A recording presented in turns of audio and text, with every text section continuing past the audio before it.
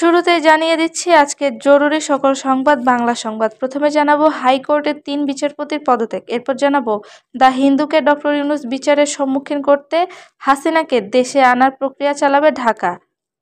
এরপর জানাবো বিএনপির 28 অক্টোবরের মহাসমাবেশ কিন্তু সফল হয়নি, জানিয়েছেন হাসানাত আব্দুল্লাহ।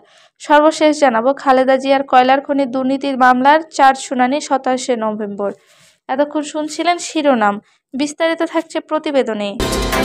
সুপ্রিম কোর্টের হাইকোর্ট বিভাগের 3 বিচারপতি পদত্যাগ করেছেন। মঙ্গলবার 19 নভেম্বর আইন ও বিচার বিভাগ থেকে জারিকৃত এক প্রজ্ঞাপনে তথ্য জানানো হয়। পদত্যাগ করা এই 3 বিচারপতি হলেন বিচারপতি সালমা মাসুদ চৌধুরী, বিচারপতি কাজী রেজাউল হক, বিচারপতি AKM জহিরুল হক। প্রজ্ঞাপনে বলা হয়, সংবিধানের 96 এর অনুচ্ছেদ অনুযায়ী এই 3 জন বিচারপতি রাষ্ট্রপতির কাছে পদত্যাগ করেছেন। রাষ্ট্রপতি তাদের পদত্যাগপত্র গ্রহণ করেছেন বলেও প্রজ্ঞাপনে উল্লেখ করা হয়। প্রধান উপদেষ্টা অধ্যাপক মোহাম্মদ ইউনূস ভারতীয় দৈনিক দ্য হিন্দুকে বলেছেন, বাংলাদেশের ক্ষমতাচ্যুত প্রধানমন্ত্রী শেখ হাসিনাকে ভারত থেকে দেশে ফিরিয়ে আনার প্রক্রিয়া চালাবে সরকার। তবে তিনি বলেন, শেখ হাসিনার দল আওয়ামী লীগের নির্বাচনে প্রতিদ্বন্দ্বিতা করার বিষয়ে তার কোনো আপত্তি নেই। ঢাকায় তার বাসভবনে দ্য হিন্দুর সঙ্গে একান্ত সাক্ষাৎকারে ডক্টর ইউনূস ভারতের সঙ্গে সম্পর্ক এবং সংস্কার পরিকল্পনার বিষয়ে তার দৃষ্টিভঙ্গি তুলে ধরেন। দ্য হিন্দুর অনলাইন সংস্করণে গত সোমবার তার সাক্ষাৎকারটি প্রকাশিত হয়েছে। অধ্যাপক ইউনূস তার সরকার গঠনের 100 দিনের কার্যক্রমের পক্ষে অবস্থান নেন এবং কট্টরপন্থার উত্থান, দেশের হিন্দু ও অন্য সংখ্যালঘুদের নিরাপত্তা সংক্রান্ত প্রতিবেদনকে প্রোপাগান্ডা বলে অভিহিত করেন। যদিও এ ধরনের প্রতিবেদনের জেরে তার সরকার ভারত ও মার্কিন প্রেসিডেন্ট প্রার্থী ডোনাল্ড ট্রাম্পের তীব্র সমালোচনার মুখে পড়ে। খবর বাসর। আওয়ামী লীগের সঙ্গে যারা পেছনের দরজা দিয়ে সমঝোতার চেষ্টা করছেন তাদের একটি বিষয় মনে রাখার জন্য বলছেন বৈষম্য বিরোধী ছাত্র আন্দোলনের আহ্বায়ক হাসানাত আব্দুল্লাহ। তিনি বলেন, মনে রাখবেন, উই আর অলরেডি শহীদ, পিছিয়ে আসার কোনো সুযোগ নেই। রাজধানীর জাতীয় জাদুঘরে আজ মঙ্গলবার বেনার নিউজ বাংলা আয়োজিত কি চাই নতুন বাংলাদেশে শীর্ষক আলোচনা সভায় হাসানাত আব্দুল্লাহ এসব কথা বলেন। শুধু ভোটের অধিকারের জন্য গণ অভ্যুত্থান হয়নি উল্লেখ করে হাসানাত আব্দুল্লাহ বলেন, বৈষম্য বিরোধী ছাত্র আন্দোলনের 1 দফার দাবির মধ্যে ছিল ফ্যাসিবাদের বিলোপ এবং নতুন রাজনৈতিক বন্দোবস্ত।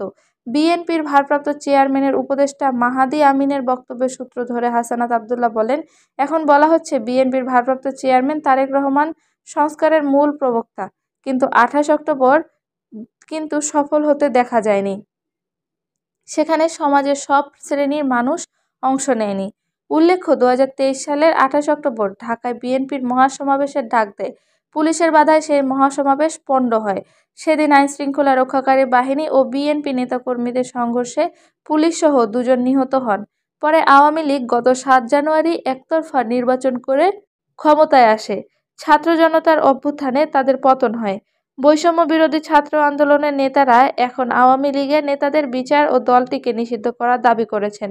অন্যদিকে বিএনপি আওয়ামী লীগের নেতাদের বিচারের পক্ষে, তবে কোনো রাজনৈতিক দল নিষিদ্ধের পক্ষে নয়। দলটির নেতারা বলছেন, নির্বাচন ও নির্বাচনের মাধ্যমে নির্বাচিত সংসদ এ বিষয়ে সিদ্ধান্ত নেবে। নির্বাচনেই আওয়ামী লীগ নিশ্চিহ্ন হয়ে যাবে।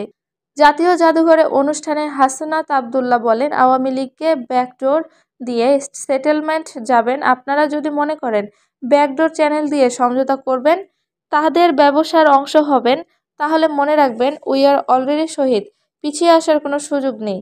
যে রাজনৈতিক দলগুলো এ চিন্তা করছেন আপনারা আমাদের ভুলে যাবেন না। অনুষ্ঠানে বৈষম্য বিরোধী ছাত্র আন্দোলন চলাকালে ঢাকার মহাখালীতে নিহত জাহিদ হোসেনের বাবা জাহাঙ্গীর হোসেন বক্তব্যের শেষের দিকে বলেন, তিনি দেশের জন্য এক ছেলেকে দিয়েছেন, প্রয়োজনে আরেক ছেলেকেও দিবেন, লাগলে বাবা হিসেবে তিনিও যাবেন। জাহাঙ্গীর হোসেনের কথার সূত্র ধরে হাসানাত বলেন, বিদ্যমান যে রাজনৈতিক দলগুলো আপনারা সমঝোতা রাজনীতি শুরু করে দিয়েছেন, আওয়ামী লীগকে পুনর্বাসন করতে যাচ্ছেন, এই বাবার কথা নোট করে রাখবেন। তিনি আরও বলেন, আওয়ামী লীগের 15.5 বছরের ফ্যাসিবাদী রাষ্ট্র কাঠামোকে বৃদ্ধাঙ্গুলি দেখিয়ে তারা দেশ ছেড়ে পালাতে বাধ্য করা হয়েছে। তাদের পেছনের দরজা দিয়ে আওয়ামী লীগকে পুনর্বাসন করার চেষ্টা করছেন, তাদেরও সন্দেহের চোখে দেখা হচ্ছে।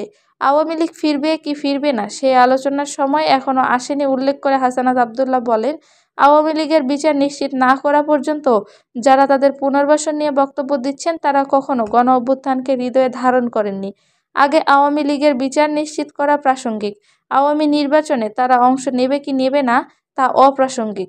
হাসানাত আরও বলেন, বিদ্যমান রাজনৈতিক কাঠামো রেখে পরিবর্তন সময়ে যতই নির্বাচন দেওয়া হোক না কেন, সেই নির্বাচনের গ্রহণযোগ্যতা থাকবে না। মূল সংস্কারগুলো আগে হতে হবে, সেই সংস্কারই দেশকে একটি গ্রহণযোগ্য নির্বাচনের দিকে নিয়ে যাবে। নির্বাচন ও সংস্কার যুগপৎভাবে চলবে। বিগত সরকারের সময়ে গণমাধ্যমের ভূমিকা নিয়ে হাসানাত আবদুল্লাহ ক্ষোভ প্রকাশ করেন। তিনি জানান, তাদের যখন রাষ্ট্রীয় অতিথি ভবন পদ্মায় দিয়ে যাওয়া হয়, সেখানে যে বক্তব্য দিয়েছেন তা গণমাধ্যম প্রচার করেনি, বরং প্রতিরক্ষা গোয়েন্দা সংস্থা ডিজিএফআই যেভাবে নির্দেশনা দিয়েছে সেভাবে প্রচার করা হয়েছে। ২৪ পরবর্তী বাংলাদেশে গণমাধ্যমের উদ্দেশ্যে হাসানাত বলেন, গণভবনমুখী হইয়েন না, জনগণমুখী হন। মনে রাখবেন, সরকার যেটা শুনতে চায় সেটা প্রেস রিলিজ, আর সরকার যেটা শুনতে চায় না সেটা নিউজ। আলোচনায় আরও অংশ নেন অধ্যাপক সলিমুল্লাহ খান, প্রধান উপদেষ্টার প্রেস সচিব শফিকুল আলম, লেখক ও গবেষক মোবাশ্বের হাসান, মায়ের ডাকের সমন্বয়ক সানজিদা ইসলাম, অভিনেত্রী নওশাবা আহমেদ প্রমুখ। আলোচনা সভায় স্বাগত বক্তব্য দেন বেনার নিউজ বাংলার প্রধান শরীফুজ্জামান। সভা সঞ্চালনা করেন বেনার নিউজের senior content manager Asif Entaz রবি। বিএনপি চেয়ারপারসন খালেদা জিয়ার বড়পুকুরিয়া কয়লার খনি দুর্নীতি মামলায় চার্জ শুনানির জন্য আগামী ২৭ নভেম্বর পরবর্তী দিন ধার্য করেছেন আদালত। বুধবার ২০ নভেম্বর ঢাকার বিশেষ জজ আদালত ২-এর বিচারক আবু তাহের এর দিনে ধার্য করেন। আজ মঙ্গলবার এ মামলার চার্জ শুনানির দিন ধার্য ছিল। এদিন সাবেক প্রধানমন্ত্রী খালেদা জিয়া ও সাবেক মন্ত্রী খন্দকার মোশাররফ হোসেনের পক্ষে অব্যাহতির আবেদনের শুনানি করেন তাদের আইনজীবী। তবে এদিন শুনানি শেষ না হওয়ায় আগামী ২৭ নভেম্বরে শুনানির পরবর্তী দিন ধার্য করেন আদালত। এর আগে গত বছর ৮ আগস্ট দুদকের পক্ষে মোশাররফ হোসেন কাজল চার্জ শুনানি করেন। শুনানিতে তিনি আসামিদের বিরুদ্ধে চার্জ গঠনের আর্জি জানান। এরপর থেকে আসামিপক্ষের আইনজীবীরা অব্যাহতির জন্য শুনানি করেছেন। বড়পুকুরিয়া কয়লা খনির কয়লা উত্তোলন ব্যবস্থাপনা ও রক্ষণাবেক্ষণে ঠিকাদার নিয়োগে অনিয়ম এবং রাষ্ট্রের ১৫৮ কোটি ৭১ লাখ টাকার ক্ষতি ও আত্মসাতের অভিযোগে ২০০৮ সালের ২৬ ফেব্রুয়ারি শাহবাগ থানায় মামলাটি করা হয়। ওই বছরে ৫ অক্টোবর ১৬ আসামির বিরুদ্ধে অভিযোগপত্র দাখিল করে দুর্নীতি দমন কমিশন। এরপর ২০০৮ সাল থেকে উচ্চ আদালতের নির্দেশে দীর্ঘ ৯ বছর মামলাটির বিচার কাজ স্থগিত ছিল। সবশেষে ২০১৭ সালের ২৮ মে সেই স্থগিতাদেশ প্রত্যাহার করা হয়। তারপর থেকে মামলাটি অভিযোগ গঠন শুনানির জন্য রয়েছে। মামলার চার্জশিটভুক্ত আসামিদের মধ্যে সাবেক মন্ত্রী M Saifur Rahman, Abdul Mannan Bhuiyan, M K Anwar, M Shamsul Islam, barrister Amanul Haque, সাবেক জ্বালানি প্রতিমন্ত্রী A K M Mosharraf Hossain মারা গেছেন। আর যুদ্ধাপরাধ মামলার জামায়াতের ২ শীর্ষ নেতা মতিউর রহমান নিজামী ও আলী আহসান মোহাম্মদ মুজাহিদের ফাঁসি কার্যকর করা হয়েছে। তাদের বাদ দিয়ে এখন বাকি আসামিদের বিচার চলছে।